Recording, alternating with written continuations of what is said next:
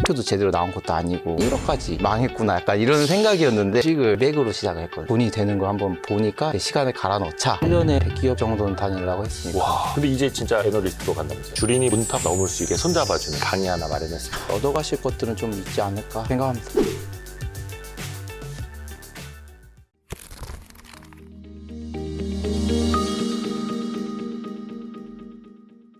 와이스트리 송일아 기자입니다. 오늘은 존니의 부자학교 대표를 하고 계시는 존니 대표님 모셨습니다. 안녕하세요. 네, 안녕하세요. 네, 2022년 뭐 이럴 때만 해도 또 악플들이 또 많았단 말이죠. 시장이 안 좋았을 때는. 그렇죠. 항상 그렇죠. 네, 근데 요새 좀 느끼시나요? 사람들이 기분이 좋구나. 이 찬양하는 댓글이 많구나. 그 10년 전에 느낀 거와 지금의 차이는 그 당시는 이 주식 투자하면 안 된다는 사람이 대부분이잖아요. 지금도 많이 있긴 하지만 주식은 폐가망신하는 거다. 그 주식은 건드리는 게 아니다. 이제 그런 인식을 깨는 게 너무 힘들었는데 지금은 이제 그런 인식은 많이 줄어들었는데 이제 그럼 어떻게 할 거냐에 대해서 아직 금융기획이 필요할 것 같아요. 언제 들어가고 언제 팔고 이제 그런 거를 투자라고 잘못 생각하는 분들이 몇 쪽 이제 많죠. 지금 같은 이제 또 시기는 제 주변에는 포모를 느끼시는 분들이 굉장히 많거든요. 그럴 수 있죠. 네, 삼성전자, 하이닉스 지금이라도 들어가야 하나요? 이렇게는 계속 물어보는 분들도 있고 이런 분들한테는 어떻게 조언해 주세요? 그렇게 생각하지 말고 ETF라는 좋은 상품이 있는데 ETF만 사면 삼성전자, 하이닉스가 40%가 넘게 포함되어 있는데 그냥 ETF 사면 다 저절로 사는 거죠. 그 ETF를 그럼 매일매일 사야 되나요? 아니면 매달 매일 사야 사도 되나요? 되고 그다음에 이제 저는 결국은 뭐 어느 주식을 언제 사고 언제 팔고 이러는 거는 아주 지엽적인 얘기고요. 네. 결국은 라이프스타일인데 주식 투자는 당연히 해야 되는 거구나. 그다음에 내 재산의 몇 %가 주식에 있어야 되겠고 그러면 내가 지금 그 내 전체 자산에 비해서 너무 턱없이 부족하구나. 지금부터 모아 가야 되겠구나. 그러면 ETF를 해야 되겠는데 그러면 내 재산이 내가 수입의 몇 %를 이 주식형 ETF에 넣어야 될까? 네. 그러다 보면 한 달에 50만 원 넣어야 되겠네. 100만 원 넣어야 되겠네. 그걸 나눠보면 하루에 3만 원이잖아요. 100만 원이면. 그렇죠. 그럼 어떨 때 10만 원 넣고 어떨 때 5만 원 넣고. 그게 이제 가장 현명한 투자 방법이죠. 본인의 월급의 몇 %를 네, 이제 맞아요. 투자를 해야겠다라고 네. 놓고 그걸 이제 한 달 단위, 뭐 하루 단위 쪼개가지고 그냥 아무 그렇죠. 생각 없이 그렇죠. 그냥 맞아요. ETF 사라. 그 코스피 200 예, 추종하는. 그것만 되면은 뭐 200개 회사가 내가 매일매일 투자되는 거 너무 좋은 방법이죠. 근데 너무 빨리 부자가 되고 싶어서 레버리지를 한다든가 빚을 내서 한다든가 그러면 지쳐서 못 가죠. 개인 투자자 제일 많이 사는 ETF가 150랩더라고요. 그렇죠. 너무 단기적으로 투자하는 게 이제 급하다 보니까 그런 거는 좋은 방법이 아니에요. 오랫동안 투자해오시고 또 금융교육을 해오신 대표님께서 보실 때는 시장 대표 지수에 꾸준히 올라타는 게 그것처럼 현명한 방법이 없죠. 그리고 그 연금저축펀드 계좌를 통해서 하면 세금 혜택도 받으니까. 네. 그리고 또 하나는 내가 월급을 받으면 다른 거 쓰기 전에 먼저 이거부터 하시고 그렇죠. 나머지 갖고 소비해야죠. 네, 사실 대한민국 국민들이 의심이 많잖아요. 그래서 이게 저도 그렇지만 한국 시장에 투자를 하는 것보다 미국 시장에 하는 게 더 낫지 않을까? 이런 생각을 하기도 하고. 물론 그렇게 생각할 수도 있는데 주식 투자의 가장 근본은 남들이 하는 거에 반대로 가는 게 가장 좋은 투자 방법이에요. 그렇습니까? 제가 계속 한국 주식에 투자해라 했던 이유가 정확하게 그 이유예요. 모든 사람들이 미국 좋다고 할 때는 좋을 때 아니에요. 투자하기는. 모든 사람이 한국을 외면할 때가 가격이 가장 싼 때니까 제가 계속 3, 4년 전부터 한국 주식 사라고 했던 이유가 그거예요. 네. 펀드 매니저들도 다 그래요. 펀드 매니저들도 정말로 수익률이 좋으려면 남들이 나쁘다고 할 때가 제일 투자하기 좋을 때거든요. 그럼 대표님 보실 때는 이제 한국 시장이 장기 우상향 할 거라는 확신이 있어야 되잖아요. 장기 투자를 하려면은. 확신이라는 게 어디 있어요? 내일 우주인이 지구 쳐들어올 수도 있는데. 그렇죠. 확신이라기보다도 이 투자는 확신이 없죠. 그렇지만은 확률적으로 일단 주식이 가격이 안 비싸고 그다음에 한국 기업이 돈을 잘 벌고 있고 그럼 됐잖아요. 한국 주식은 아직도 비싸지 않은 편이죠. 안 비싸요. 객관적인 자료로 봤을 때 뭐 소위에게는 퍼라든가 PBR이라든가 아직도 저평가돼 있잖아요. 삼성전자가 15배 네. 정도 하니까 그리고 아직 돈을 엄청 벌잖아요.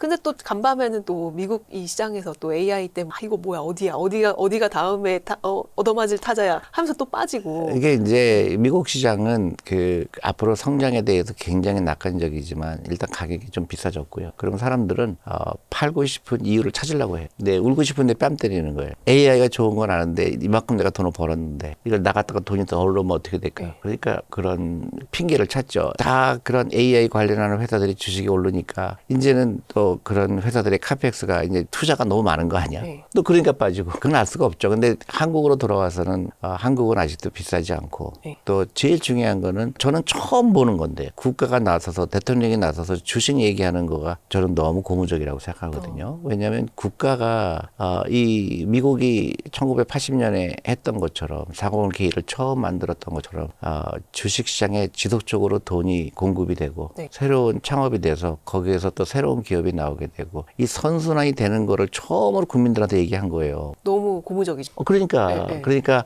내가 항상 그렇게 얘기해왔거든. 저랬으면 얼마나 좋을까. 대한민국은 엄청난 포텐셜이 있는 나라인데 네. 우리는 그동안 부동산에만 투자했고 일본처럼 되는 건데 그래서 저는 굉장히 안타까웠거든요 그동안. 근데 야 이게 물꼬가 터이나 보다 긍정적인 생각이 들죠. 미국은 그 401k라고 해가지고 우리의 퇴직연금 같은 개념이잖아요. 네. 그게 1980년도에부터 70년대 중반이에요. 네, 네. 네. 그럼 그거를 좀 억지로 한 거예요. 미국은 그 당시에 자동차나 철강이나 전부 일본 기업에 밀렸잖아요. 네. 또 한국 기업에 밀리고. 그러니까 미국은 희망이 없었어요. 제가 처음에 1980년 갔을 때는 대학교 졸업하면요 취직하는 게 그냥 너무너무 힘들었어요. 진짜요? 네, 옛날 올드 믿기지가 이코노미니까. 않아요. 네. 그러니까 미국이 갖고 있던 전자, 옛날엔 전부 미제라 그랬잖아요. 네, 그렇죠. 미제.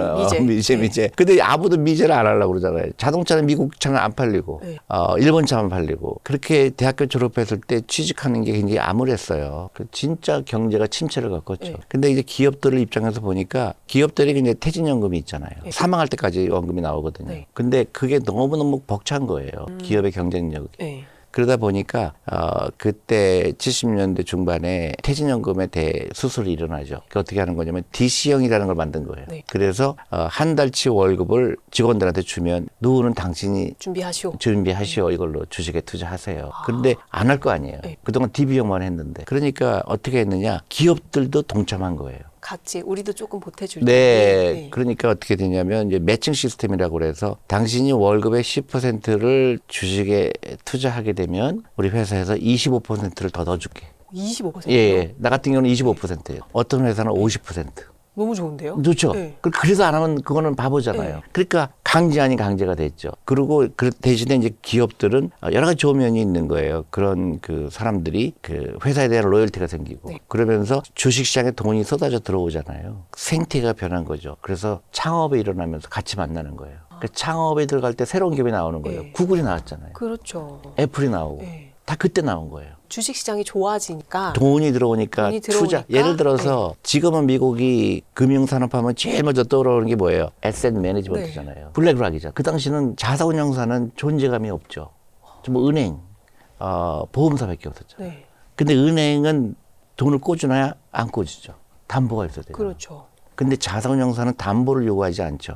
대신에 뭐예요? 비즈니스를 이해하는 거죠. 네. 이 구글이 엄청 돈을 벌겠구나. 그게 투자가 되는 거죠. 그러니까 지금은 미국은 금융기관 하면 뭐예요? 자사운용사가 얘기 나오죠. 맞아요. 그 혁신적인 기업이 나올 수 있는 토대를 만든 거죠. 그거를 정부와 기업이 같이 해낸 거예요. 그리고 굉장히 저는 생각할 때 401k는 뭔가 굉장히 우리가 선진 시장이 있기 때문에 이런 선진적인 제도를 우리가 할 거야 라고 해갖고 만들어진 줄 알았는데 그게 아니고 기업이 DB형으로 하다 보니 시장이 안 좋고 힘들어지니 이거를 DC형으로 그렇죠. 그러니까 어떤 브레인 있는 사람들이 네. 장기적인 그런 마스터 플랜을 그걸로 짠 거죠. 너무 훌륭하네요. 그러니까 네. 그 생각이 지금의 미국을 만든 거고, 그때 사진들이 있어요. 유명한 사진인데, 제가 다니던 회사가 스커더라는 회사였는데, 미국의 대통령하고 자사운용사 사장들하고 이렇게 해서 사진 찍은 게 있어요. 오. 사인하는 거. 네. 그래서 미국의 그 401k 플랜, 그거를 이제 반대가 많았죠, 당연히. 그때도. 네, 직원들은 왜 갑자기 나보고 주식에 투자, 그리고 왜 그 멀쩡한 DB를 DC로 바꾸라고 그러고, 대타협이라고 그럴까요? 그래서 기업도 부담이 커지잖아요. 네. 25%씩 그렇죠. 추가로 매칭해야 그렇죠. 되니까. 그러니까 대신에 기업도 부담을 덜어주잖아요. 네. 퇴직연금 제도를 바꾸니까. 네. 대신에 직원들도 똑같은 혜택을 주려고 노력하고, 그게 기업하고 정부하고 해낸 거라고 볼 수가 있죠. 그러니까 지금은 뭐 개인들한테 직원들이 알아서 투자하라고 했지만 지금 들어가는 이 상품들은 거의 S&P 500이나 뭐 이런 정해져 있잖아요. 그 표준이라고 해야 되나? 그래서 거기에 그냥 내가 아무 생각 없이 꾸준히 넣기만 하면 나중에 연금 부자가 될 수 있는 그런 구조가 그렇죠. 근데 갖춰진 그 당시는 이제 ETF라는 게 없었잖아요. 네, 네. 그러니까 이제 보통 펀드를 할 때 직원들한테 이제 금융 교육을 이 자산운용사가 시킨 거예요. 제가 처음에 직장 생활할 때 이제 피델리티라는 회사를 방문해서 우리 상품은 이렇고 주식형 펀드는 어떻고 그래서 거기 가입하고 저는 이제 스몰캡 US 스몰캡이라는 데 작은 회사들 그게 돈을 제일 많이 올라갔던 펀드죠. 그리고 또 6개월마다 또 다른 회사도 오고 그래서 그런 자기네가 그 펀드를 소개하면서 금융교육도 같이 동시에 시켰죠. 그러면 우리나라도 지금 어쨌든 좀 고무적인 이제 정부의 노력들도 그렇죠. 예. 있고 하는데 좀 어떤 포인트들에서 우리가 좀 이런 금융 교육을 해야 될 그저께인가요? 대통령께서 그런 말씀을 하셨던데 노동의 유연성을 얘기하셔서 좀 깜짝 놀랐어요. 그게 굉장히 중요한 이슈거든요. 예, 예. 그러니까 우리가 정규직, 비정규직이 있는 이유가 그런 어떤 그 노동의 경직성 때문에 온 거라고 저는 그렇죠. 생각하거든요. 네. 근데 대통령이 그런 유연성을 얘기하면서 동시에 기업들도 그런 그 노동자들의 그런 어려움을 같이 타협해야 된다는 말이 근데 미국에 1970년대 미국에 했던 거가 생각이 나는 거예요. 그러니까 그때 상호를 계획을 만들었을 때 그 직원들을 설득하기 위해서 회사가 매칭 시스템을 했다는 거. 예, 예. 그런 식으로 노동의 유연성을 하면서 동시에 회사가 직원들한테 어떤 직원들이 갖고 있는 불안을 어떻게 하면 해소할 수 있는가 그런 대타협이 필요한 때가 왔는데 그 생각이 나는 거예요. 미국에 했던 거. 그저께인가요? 대통령이 그런 말씀 하시는 거 보고 되게 신기하다 생각했죠. 긍정적이네요. 아주 예, 긍정적이죠. 예. 그러니까 노동의 유연성을 갖추되 노동 유연성이라는 거 이제 쉽게 얘기하면 이제 해고를 쉽게 한다는 그렇죠. 거잖아요. 예, 미국처럼. 네, 대신에 비정규직이 그러니까 미국도 비정규직이면은 임금이 더 높거든요. 예. 근데 한국도 그 얘기를 높아야 된다는 얘기를 해줬고 되게 신기하게 느꼈고 그다음에 노동계와 사용자가 앉아서 서로 타협이 이뤄야 된다. 미국이 그렇게 한 거죠. 우리도 이제 1970년대, 80년대 미국처럼 네. 그런 사고에 좀 전환이 일어나고 있다. 이렇게 보시는 그러면 거죠. 저는 또 하나의 큰 점프를 할 수 있지 않을까 한국 경제가. 아유, 재밌네요. 아까 이제 종목보다는 개별 종목보다는 ETF를 그냥 꾸준히 네, 사서 네, 네. 가라 이렇게 말씀하셨잖아요. 근데 좀 우리는 대한민국 국민들이 워낙 또 액티브 하잖아요. 스스로 뭔가 하는 것도 좋아하고, 그러니까 ETF 중에서도 이제 대표 지수형 외에 조금 뭐 이 정도까지는 좀 공부해서 주목해봐야 할 어떤 섹터나 이런 것들을 저는 보세요. 다른 네. 걸 좋은 걸 찾을 수가 없어요. 200개 회사를 사는데 다른 게 뭐가 있을까요? 아니 더 이게 좀 집중적으로 하는 거 있잖아요. 뭐 되게. AI 네. 뭐 그런 거다 바이오라든가 뭐 헬스케어라든가 그런 건 넣으면 되겠죠. 네. AI 바이오 헬스케어. 예. 그게 앞으로 확장될 가능성이 큰 것들. 네. 한국 기업들이 경쟁력이 있는 분야가 그런지 않을까 싶어요. 일단 이 사회 초년생들이 이제 첫 월급을 받으면 이제 본인의 그 월급의 한 10% 정도 떼서 투자를 그렇죠. 하면 되나요? 10에서 15%? 10에서 15%. 그거를 이제 전부 이쪽 투자 시장으로 옮겨놔도 그럼요. 예. 당연히 해야죠. 예. 아니 예전에 제가 처음 입사했을 때만 해도 적금이 최고였잖아요. 네, 접근하면 안 되죠. 지금 이제 은행 상품들은 워낙 금리가 낮으니까 이제 투자를 좀 어떤 라이프 스타일의 일부로 받아들여야 되는 좀 그런 그럼요. 거죠. 예. 그러니까 그 미국에서 1970년대 중반에 했던 거를 그대로 하면 돼요. 또 정부도 도와주고 젊은 사람들 도와주고 쓸데없이 많은 소비를 하는 거를 바꾸고 특히 아이들 사교육비를 아이들을 위해서 ETF 사주고 그러게요. 그런 용기가 필요하고 그리고 이제 한국 사회가 진짜 이제는 변두리 나라가 아니에요. 한국. 우리는 아직도 우리나라가 그렇게 크다고 생각하지 않고 자꾸 패배 의식을 갖고 있는 사람들이 많아요. 의외로. 한국이 이제 센터가 될 수가 있는 찬스가 온 거예요. 네. 그럼 교육 시스템도 바뀌어야 돼요. 국영수 해갖고 전부 의사 되겠다는 그 교육은 사실은 굉장히 잘못된 교육이거든요. 창업하라는 교육을 해야 되거든요. 그렇죠. 근데 이제 우리 부모님들이 걱정하죠. 그죠? 네. 우리 애가 또 밥 굶을까 실패하면 봐. 어떡할까. 근데 그렇게 하지 말고요. 그 우리나라에서 엄청난 부자가 나와야 돼요. 창업해서. 창업해서. 네. 근데 미국하고 중국은 나오는데 한국하고 일본만 안 나와요. 신기하죠? 신기해요. 네. 우리는 그 금융 교육을 안 받았고 또 부자 되라는 교육을 안 받았어요. 네? 취직하라는 교육을 받았어요. 그래서 공부 열심히 해서 좋은 대학 가서 취직해라. 그것도 나쁜 건 아니지만 좀 더 목표가 커야 되겠죠. 미국의 초등학교들 보면 이제 어린 초등학생들한테도 펀드레이징이라고 해가지고 이제 맞아요. 뭐 쿠키 만들어서 네, 팔라고 하고 맞아요. 이런 게 있잖아요. 그래서 그렇죠. 자연스럽게 돈을 벌어보는. 돈을 네. 벌어보는 거를 시작하는 거죠. 네. 네. 근데 우리는 이제 그런 게 전혀 그 없으니까. 쓸데없이 시간 낭비하지 말고 네. 학원에 가라고 그랬죠. 그렇죠. 딴 생각하지 말라 그러죠. 그걸 어떻게 바꿔야 돼요, 대표님? 그러니까 네. 우리 학교 오시면 돼요. 그 소개 좀 해주세요. 네, 학교에서 저희 뭐 존리의 하시는지. 부자 네. 학교를 세운 이유가 이제 단순히 뭐 어떤 주식을 사는 게 좋다 이런 거는 사실 의미가 없고요. 뭐 ETF 사라 그러면 되는 거고 전반적으로 우리 온 가족이 그 경제적 독립을 얻기 위해서 어떻게 하면 되는 건가, 네. 라이프 스타일 그리고 혼자가 아니라는 사실, 다 같이 하면 훨씬 더 효과가 크다. 그런 의미에서 회사를 만들었어요. 그래서 우리 아이들을 이제 금융교육하고 아이들 부자 되는 거를 해야 되는데 안타깝게도 학원 가느라고 못 와요. 그렇죠. 네, 근데 이제 요새 조금씩 달라져요. 좀 늘어나고 예, 있네요. 5명 오고 뭐 그래서 또 보니까 부모님하고 같이 해야 되겠다. 그래서 부모님하고 아이하고 같이 하는 프로그램도 있고요. 조금씩 늘어나고 해외에서 관심이 많아요. 그래요? 네, 의외로. 신기하네요. 해외 오히려 네. 그런 데가 없거든요. 네. 그래서 해외에서도 관심이 많고 특히 여름방학 때, 겨울방학 때 너무 많이 와서 우리가 닫은 적이 있어요. 네. 그래서 이제 붐이 조금씩 일어나고 있고요.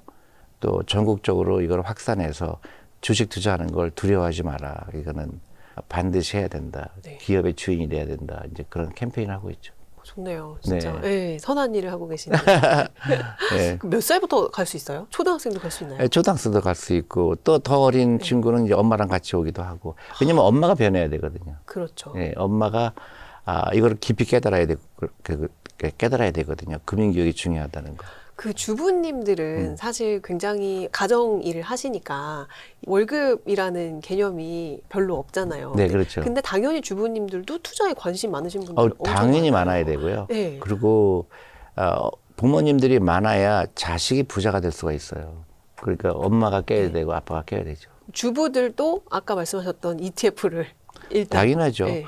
그리고 요새는 뭐 AI도 발달됐고 하니까 그런 찾아보는 거 너무 쉽잖아요. 네. 그러면 ETF가 뭔지 또 한국에서 살 수 있는 ETF가 뭐가 있는지 또 이 ETF는 어느 증권사가 어느 자산운용사가 관리하는지 다 알 수 있는 거거든요. 네. 그리고 이제 한 가지는 이제 그 우선순위가 뭐냐죠. 우선순위가 우리 아이들 국영수 잘하는 게 우선순위냐, 우리 아이들이 부자가 되는 게 우선순위냐. 잘 생각해 봐야 되죠. 그게 쉽지가 않아요. 당장에 학원 쉽지가 않은 이유는 아직도 우리 두려움이 있는 거예요. 그러니까 편견이 있는 거예요. 우리 애가 공부만 잘하면, 국영수만 잘하면 부자가 되겠지. 그런 등식은 없잖아요. 진정한 행복이 뭔가, 돈과 나의 관계는 뭔가. 근데 만약에 우리가 돈이 없으면 어떻게 될까? 돈의 노예가 된다는 건 무슨 뜻일까? 잘 생각해 보면 되죠. 그러니까 돈에 대한 거를 이제 드러내고 말하는 교육을 받아본 적이 없죠. 없어요. 왜냐하면 네. 우리는 그렇게 되면 약간 속물이라는 생각이 그렇죠. 들고. 근데 그렇지가 않죠. 돈이 가장 중요하잖아요. 저희가 갑자기 생각나는데 미국 회사에서 취업 준비할 때 인터뷰를 볼 때 연봉부터 먼저 제시를 하더라고요. 근데 우리나라에서 이제 그런 경력직이나 이런 거 면접 볼 때는 사실 이 연봉 협상 가장 라스트에 하잖아요. 타부시하죠. 예, 네, 예. 근데 미국은 이제 면접을 보기도 전에 연봉부터 맞아요. 협상을 하는 경우들이 네, 많더라고요. 맞습니다. 예, 예. 그것만 봐도 이게 문화 차이가 굉장히 그렇죠. 크구나. 근데 그게 그런 것 같아요. 미국은 이 돈에 대해서 절실해 하거든요. 사람들이. 부모가 안 도와주잖아요. 네. 그러니까 그 절박하고 돈이 중요하다는 걸 가르치는데 우리 한국은 부모님이 다 해주니까 어렸을 때부터 돈이 귀한 거를 깨달을 기회가 없어요. 그러니까 왜 돈 얘기하지? 그 돈을 우습게 알죠. 맞아요. 네. 비즈니스 할 때도 항상 돈 얘기는 제일 마지막에 네, 하는 맞아요. 그런 문화들이 맞아요. 예. 그러니까 우리 돈에 대해서 다시 생각해야 되고요. 돈을 귀하게 여겨야 되고 그 아이들한테 큰 부자가 돼서 어려운 사람 도와줘라. 이런 좋은 교육을 해야죠. 아, 좋네요.